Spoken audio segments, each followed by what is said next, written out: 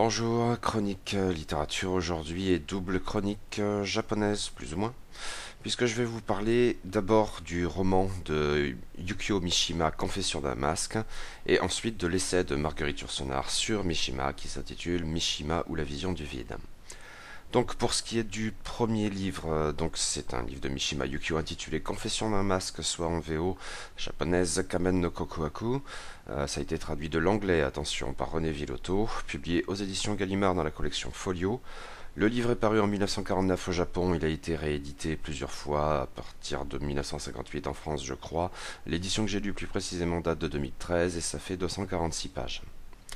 Le deuxième de ces livres est donc de Marguerite Yourcenar et s'intitule Mishima ou la vision du vide. Il est paru aux éditions Gallimard dans la collection Folio. Il est paru initialement en 1980, il a été repris en poche en 1993 et l'édition que j'ai lue date de 2010. Ça fait 120 pages. Mishima Yukio, de tous les grands écrivains du XXe siècle, et il y en a eu un paquet, est probablement celui qui exerce le plus de fascination, et pour partie pour de mauvaises raisons.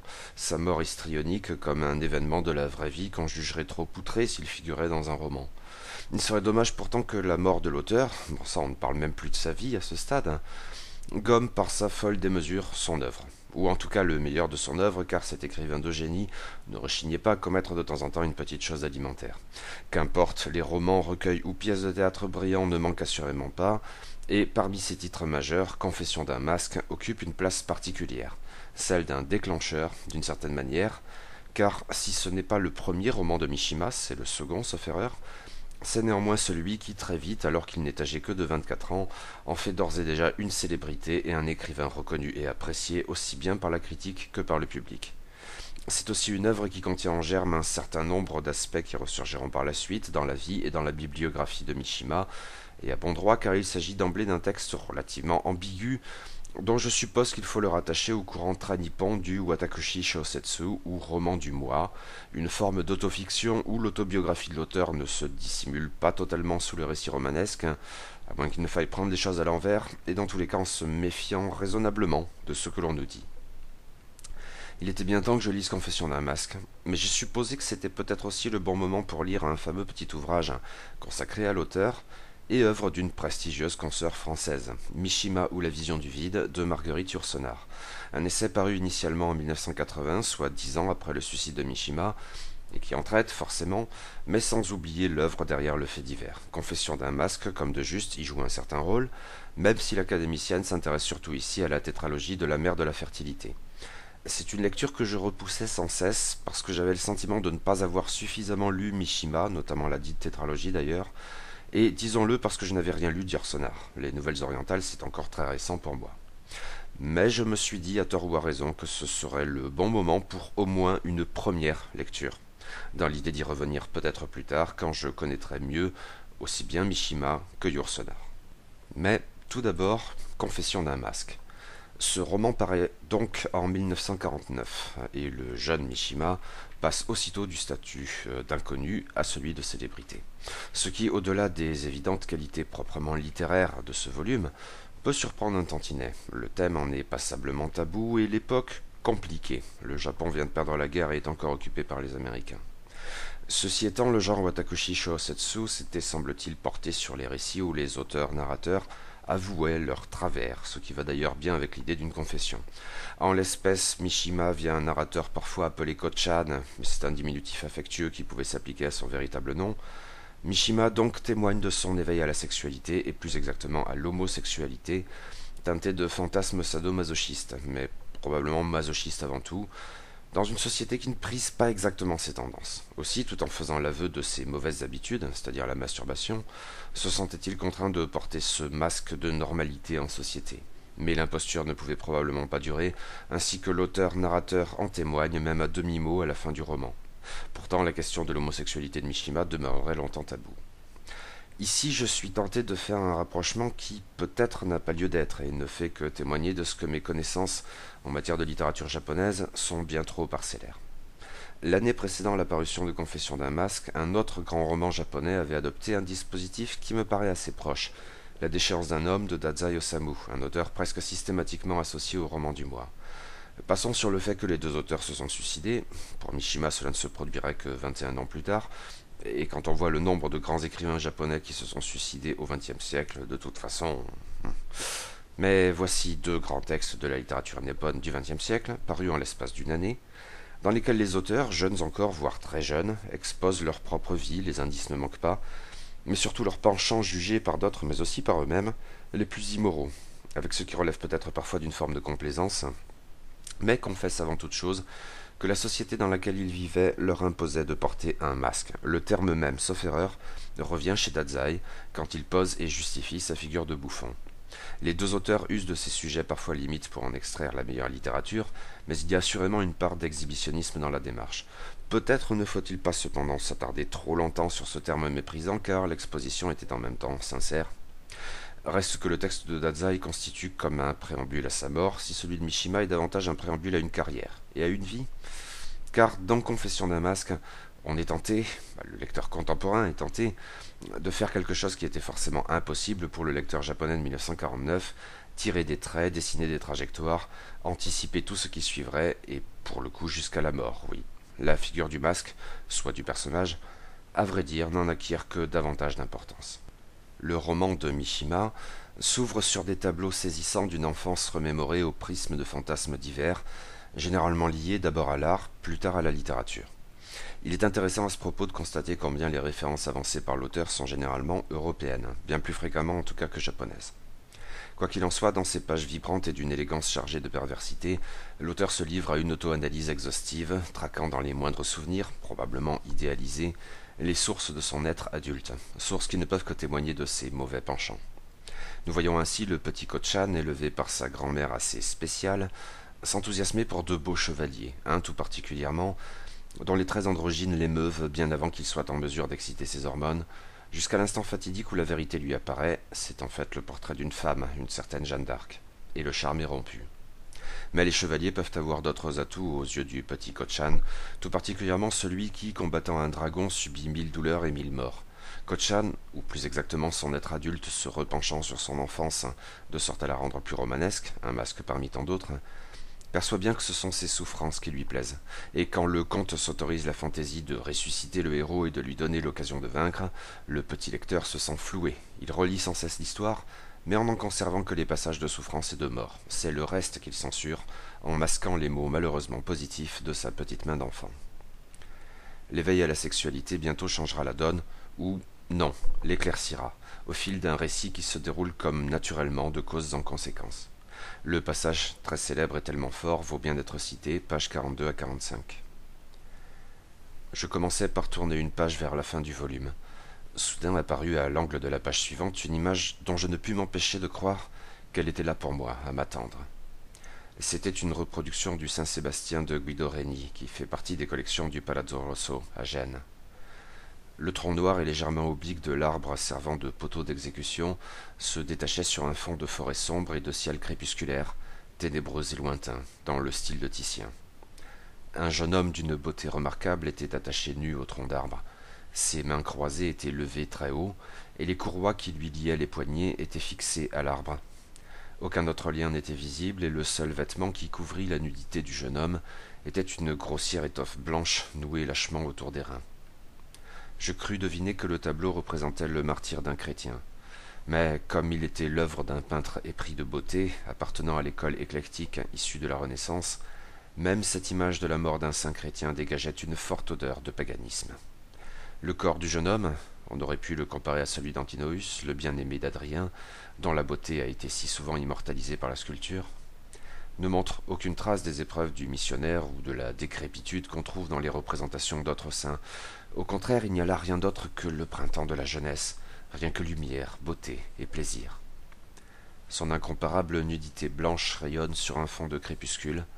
Ses bras musclés, les bras d'un garde prétorien accoutumé à bander l'arc et à manier l'épée, sont levés selon un angle gracieux, et ses poignets liés sont croisés juste au-dessus de sa tête. Son visage est légèrement tourné vers le ciel, et ses yeux grands ouverts contemplent avec une profonde sérénité la gloire céleste. Ce n'est pas la souffrance qui erre sur sa poitrine tendue, son ventre rigide, ses hanches légèrement torses, mais une lueur d'un mélancolique plaisir, pareil à la musique. N'étaient les flèches aux traits profondément enfoncés dans son aisselle gauche et son côté droit, il ressemblerait plutôt à un athlète romain se reposant, appuyé contre un arbre sombre, dans un jardin. Les flèches ont mordu dans la jeune chair ferme et parfumée, et vont consumer son corps au plus profond par les flammes de la souffrance et de l'extase suprême. Mais il n'y a ni sang répandu, ni même cette multitude de flèches qu'on voit sur d'autres représentations du martyre de Saint-Sébastien. 2 flèches seulement projettent leur ombre tranquille et gracieuse sur la douceur de sa peau, comme l'ombre d'un arbuste tombant sur un escalier de marbre. Mais c'est plus tard que toutes ces interprétations et ces observations me vinrent à l'esprit. Ce jour-là, à l'instant même où je jetais les yeux sur cette image, tout mon être se mit à trembler d'une joie païenne. Mon sang bouillonnait, mes reins se gonflaient comme sous l'effet de la colère. La partie monstrueuse de ma personne, qui était prête à éclater, attendait que j'en fisse usage, avec une ardeur jusqu'alors inconnue, me reprochant mon ignorance haletante d'indignation. Mes mains, tout à fait inconsciemment, commencèrent un geste qu'on ne leur avait jamais enseigné. Je sentis un je ne sais quoi secret et radieux bondir rapidement à l'attaque venue d'au-dedans de moi. Soudain la chose jaillit, apportant un enivrement aveuglant. Un moment s'écoula, puis, en proie à des sentiments de profonde tristesse, je portai mes regards autour du pupitre devant lequel j'étais assis. Un érable en face de la fenêtre jetait alentour un reflet brillant, sur la bouteille d'encre, sur mes livres de classe et mes cahiers, sur le dictionnaire et sur l'image de Saint-Sébastien. Il y avait un peu partout des taches d'un blanc de nuage, sur le titre imprimé en lettres d'or d'un manuel, sur le flanc de la bouteille d'encre, sur un angle du dictionnaire. Certains objets laissaient échapper des gouttes molles comme du plomb, d'autres luisaient d'un reflet terne, comme les yeux d'un poisson mort. Par bonheur, un mouvement réflexe de ma main, pour protéger l'image, avait empêché que le livre ne fût souillé. Ce fut ma première éjaculation. Ce fut aussi le début, maladroit et nullement prémédité, de mes mauvaises habitudes.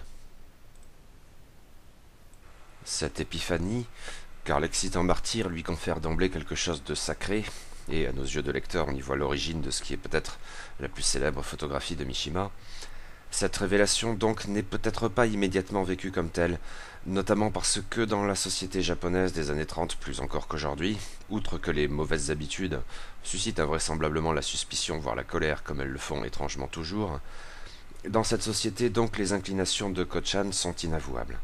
Le collège, le lycée sont des manufactures de normalité, bien hypocrites cependant. Les jeux des garçons sont comme de juste imprégnés d'un érotisme et parfois, souvent, d'un homo-érotisme à peine dissimulé qu'il serait vain de nier. Et puis, bien sûr, il y a ces figures qui excitent les fantasmes. Omi, le voyou, plus âgé que les autres, dur, beau. J'ai envie de relever combien les amitiés à attirance scolaire, dans la déchéance d'un homme et dans Confession d'un masque, peuvent se reprendre, se refléter ou se répondre, parfois se contredire, mais je crois dans un même mouvement. De manière plus assurée, il apparaît que Kochan Mishima conservera toujours une attirance pour les voyous, les brutes, dont la fin du roman témoigne, comme l'arrivée au terme d'une démonstration mathématique, pas si compliquée en fin de compte. Cette fascination pour le corps masculin, peut-être héritée de la statuaire ou de la peinture, trouvera enfin à s'incarner dans l'investissement maniaque de Mishima dans le culturisme, honteux de son corps frêle, celui de Kochan, celui qui s'est fait réformer pendant la guerre. Il entendra se sculpter, se parfaire, comme un livre, comme une mort.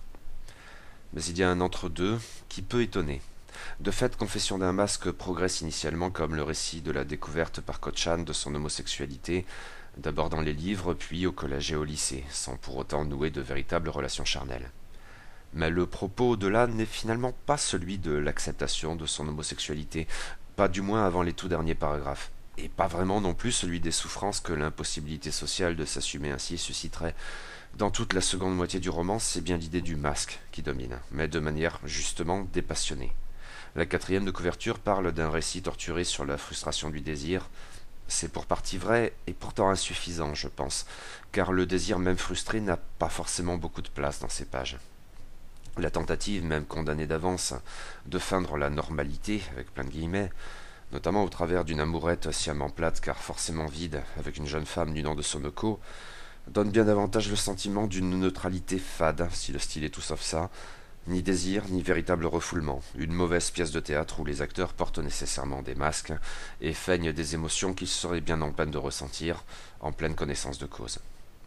Cet entre-deux d'ailleurs ne concerne pas que le désir sexuel, à moins qu'il ne faille y associer, mais il faut probablement le faire, les fantasmes masochistes suscités dès l'enfance par ces contes visités où le dragon triomphe du chevalier, et d'autres plus tardifs comme ce festin cannibale aux accents sadiens qui contamine les rêves inavouables de Kotchan en pleine tourmente molle. D'une certaine manière, le Japon en guerre est comme une hyperbole de ces fantasmes, avec moins de grandiloquence pourtant, car le jeune homme guère investi dans ses études ne vibre alors pour rien, son masque déteint sur absolument tout le reste, atténuant les contours jusqu'à les effacer. Le Mishima de la fin des années 1960, qui dirige une société paramilitaire et loue l'empereur à la moindre occasion, jusque devant ses étudiants gauchistes qui, ceux-ci mis à part, lui paraissent comme des frères, est aux antipodes du Kotchan des années de guerre décrit par le Mishima de 1949. Indifférent à la guerre, tout de même trop heureux malgré ses pauses d'y échapper en raison d'un début de tuberculose qui lui fera honte plus tard, le jeune homme ignore les batailles perdues et les bombardements et leurs drames, comme si ce grand suicide du Japon militariste et nationaliste n'était pas assez masochiste pour véritablement l'exciter. Je suis tenté ici d'établir un parallèle avec le pavillon d'or. Et Kotchan semble perpétuellement en attente. Du mariage avec Sonoko pourrait avancer certains dont la principale intéressée?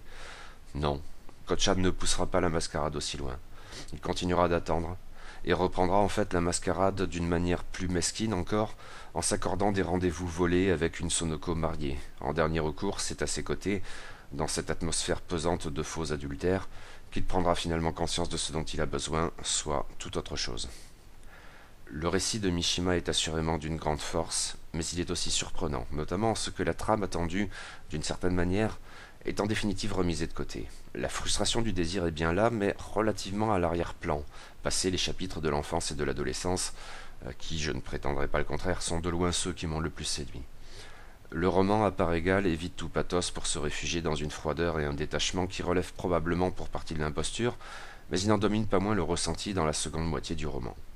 L'auteur a traqué dans l'enfance l'être perverti qu'il croit constitutif de sa personne adulte, mais délibérément le portrait de l'adulte est d'abord celui d'un être tout opposé, creux ou vide, ce qui entre peut-être ou peut-être pas, car la spiritualité y a une part absente de ce premier chef-d'œuvre, en résonance avec le titre de la lecture de Marguerite Yourcenar. En somme, le roman de Mishima souffle le chaud et le froid exactement là où on ne les attend pas, peut-être du fait d'un certain formatage de ce type de récit. Le charnel est ici du domaine de l'enfance, et irrémédiablement associé à l'art au sens large. La froideur est caractéristique d'un adulte qui ne ressent rien, même dans un monde qui s'écroule autour de lui. Et ici aussi je suis tenté de lire Dazai en parallèle, chez qui c'est un symptôme marqué de la dépression. Maintenant, l'atout essentiel de l'auteur, celui qui unit ces deux moments du récit, et avec un brio indéniable, réside dans sa plume. Or, ici, il y a un problème, car Confession d'un masque, comme un certain nombre d'autres œuvres de Mishima, a pâti d'une double traduction. Cette version française est traduite de l'anglais par René Villotto. Telle pratique est toujours problématique. Si traduire est trahir, la trahison ne peut être que plus signifiante encore quand la traduction est au carré. J'ai cru comprendre qu'une nouvelle traduction du japonais cette fois serait prévue pour l'an prochain. Quoi qu'il en soit, ce texte français, en l'état, est bien d'une grande beauté, d'une grande élégance aussi. Je suppose que l'extrait cité plus haut en témoigne. En fait, il a même quelque chose de précieux qui apparaît souvent en décalage avec les événements rapportés, tout particulièrement en fait quand le Kotchan, enfant puis adulte, sous la plume certes du jeune écrivain Mishima, fait étalage de ses connaissances et de ses goûts en peinture comme en poésie. Mais ce décalage sans doute fait partie du masque. La confession est censée révéler ce que le masque cachait, mais à la publication du roman, Mishima porte toujours un masque, et il le fera jusqu'au jour fatidique du 25 novembre 1970. Une succession de personnages en fait, plutôt qu'un seul, en dépit des redondances de façade, des explorations répétées des mêmes thèmes, des mêmes obsessions. Reste que l'écrivain Mishima naît véritablement avec Confession d'un masque. Il brille dès le départ. Il a 24 ans, il a déjà vécu plus de la moitié de sa vie, mais bien d'autres livres suivront pour confirmer son génie. L'essai de Marguerite Yourcenar, Mishima ou la vision du vide, paraît en 1980, soit 10 ans après le suicide de l'écrivain japonais. En fait, à ce que j'ai cru comprendre, il paraît peu ou prou en même temps que la traduction française de L'ange en décomposition, L'ange pourri, dans le texte de Yourcenar composé un peu avant. Ce roman étant le dernier de la tétralogie de la mer de la fertilité et le dernier de Mishima tout court, puisqu'il en a fameusement envoyé le manuscrit définitif à son éditeur au matin de son suicide. La mort de l'auteur joue forcément un certain rôle dans cette lecture, elle était déjà devenue l'élément primordial à mentionner avant toute critique, mais l'autrice entend malgré tout parler des livres de Mishima, des meilleurs seulement car elle sait qu'une part non négligeable de sa production était alimentaire. De fait, ce court essai repose sur des choix marqués, des œuvres qu'il faut étudier, de celles sur lesquelles on peut passer. Pour ce qui est des romans, Marguerite Yourcenar traite surtout, mais assez brièvement, de Confession d'un masque donc, du tumulte des flots, du pavillon d'or, et d'après le banquet, assez vite cependant pour chacun d'entre eux, et surtout, bien plus massivement, de la tétralogie de la mer de la fertilité, soit Neige de printemps, Chevaux échappés, Le temple de l'aube, et L'ange en décomposition donc. Quelques nouvelles sont évoquées rapidement, individuellement plutôt qu'au travers des recueils les compilant. Patriotisme, éventuellement, encore que Yourcenar préfère s'attarder sur le film qu'en a tiré Mishima lui-même, Yukoku, Rite d'amour et de mort, qu'elle aime vraiment beaucoup. Je crois me souvenir qu'elle mentionne hâtivement Honagata, une nouvelle qui entre d'ailleurs d'une certaine manière en résonance avec Confession d'un masque. Pour ce qui est du théâtre, elle évoque à peu près dans une égale mesure, étrangement peut-être, Cinq nœuds modernes et Madame de Sade. Concernant les essais, enfin, Le soleil et l'acier a droit à quelques lignes. Pas tant que cela, le Japon moderne et l'éthique samouraï, ceci alors même que Marguerite Yourcenar ne manque pas de mentionner que Mishima Yukio avait lu avec délectation et une grande attention le Hagakure. Autant de choix légitimes pour un essai de cette taille qui n'avait certes pas la prétention de se montrer exhaustif. Et il me faut sans doute témoigner ici de mes lacunes. Des 8 romans cités, je n'en ai lu que 2. J'ai lu les 2 nouvelles que j'ai mentionnées et j'ai vu le film Yukoku, mais côté théâtre, je n'ai lu que Madame de Sade et côté essai, que le Japon moderne et l'éthique samouraï. Clairement, cela m'interdit de porter un jugement bien assuré sur la valeur de la lecture de Marguerite Yourcenar. Disons que je lui fais confiance. Je suppose qu'un grand écrivain n'est pas forcément un grand critique, ne parlons même pas de l'inverse, mais ce statut autorise peut-être tout de même quelques remarques qu'un plumitif ne pourrait pas se permettre, car Marguerite Yourcenar apprécie à l'évidence l'œuvre de Mishima, son œuvre artistique du moins, mais ne lui épargne pas pour autant ses critiques, y compris dans les livres qu'elle loue le plus. L'exemple le plus frappant concerne probablement le bouddhisme, et est associé ici, surtout, à la mer de la fertilité. Il aurait probablement pu l'être à peu près autant au pavillon d'or, mais concernant ce roman, Marguerite Yourcenar ne s'attarde guère. L'autrice reproche à Mishima d'avoir en gros recopié des encyclopédies, du Welbeck avant l'heure, diraient les mauvaises langues, et j'aime bien Welbeck par ailleurs, pour exposer un peu lourdement le substrat bouddhique de la tétralogie qui joue sur la transmigration des âmes. Elle affirme que le bouddhisme n'intéressait guère Mishima, davantage porté sur le Shinto, et qu'il se retrouvait ainsi dans la situation d'un écrivain français contemporain athée qui voudrait écrire à propos d'un séminariste. Mais elle lui reproche en même temps d'avoir contaminé cette représentation de la réincarnation, hautement intellectuelle, avec d'autres davantage populaires et relevant de la superstition, comme les grains de beauté qui se retrouvent de génération en génération, ou les personnages condamnés à périr au même âge que leur précédente incarnation. Elle y voyait des incompatibilités franches et des faiblesses dans la composition. N'ayant pas lu ces romans et ne sachant pas grand-chose du bouddhisme, je suis bien évidemment incapable d'en dire quoi que ce soit. J'avoue ne pas être certain pour le coup qu'une romancière française soit la mieux placée pour expliquer à un japonais ce qu'est le bouddhisme. Bon, je n'en sais rien. Ceci mis à part... Enfin, non, on ne peut pas vraiment le mettre à part, car c'est là le cœur de la tétralogie de la mer de fertilité, soit et de loin la principale œuvre disséquée ici. Par ailleurs, la position de cette lecture et du récit des derniers instants de Mishima suscite chez l'autrice de nouvelles résonances bouddhiques, ou peut-être issues aussi d'autres spiritualités orientales. Elle mentionne l'hindouisme, sauf erreur, mais je suppose que le taoïsme au moins y aurait eu également sa part. C'est bien ainsi qu'elle peut parler de ce vide qui n'a pas les connotations que nous lui associons instinctivement en Occident, et dont je suppose qu'il s'accommode bien du concept très japonais, mais qui a bien des sources bouddhiques, de l'impermanence des choses. L'analyse serrée des 4 derniers romans de Mishima reflète forcément le récit de sa mort, et l'on se demande dès lors quelle était la part de préparation consciente dans tout cela, comme on se le demandait en lisant Patriotisme ou en regardant Yukoku. Marguerite Yourcenar, cela dit, ne peut pas vraiment répondre à cette question. Il y faudrait un biographe autrement mieux au fait des réalités de la vie de l'auteur et du Japon de son temps et même d'avant. J'ai dans ma pile à lire Mort et vie de Mishima de Henry Scott Stokes et il me faudra bien lire cette biographie souvent citée. Peut-être, à vrai dire, mon rapport à ce livre sera-t-il différent de celui concernant Mishima ou la vision du vide? A fortiori, bien sûr, si je peux lire quelques autres Mishima d'ici là, dont la mer de la fertilité. Car mes lacunes en lisant l'essai de Marguerite Yourcenar se sont révélées conformes à mes craintes. Je n'en savais pas assez de Mishima ou des œuvres de Mishima pour apprécier au mieux la pertinence de l'essai. Cela n'a pas été pour autant une lecture vaine, car il y a la belle plume de Marguerite Yourcenar. Son essai n'a rien d'une sécheresse universitaire ou journalistique. Il a une valeur littéraire qui lui est propre, il est une œuvre littéraire. La beauté du style suffit, avec la construction réfléchie, à conférer à cette lecture quelque chose de romanesque. Peut-être y a-t-il alors une part de masque dans cette évocation d'un mort. De fait, elle ne déparerait pas tant que cela dans une pièce de No, voire dans un des No modernes de Mishima, peut-être. L'impact sur le lecteur, en tout cas, est certain. Quoi qu'il en soit, ces deux livres, chacun bien sûr d'une manière qui lui est propre, incitent à lire davantage de Mishima, et je compte bien le faire.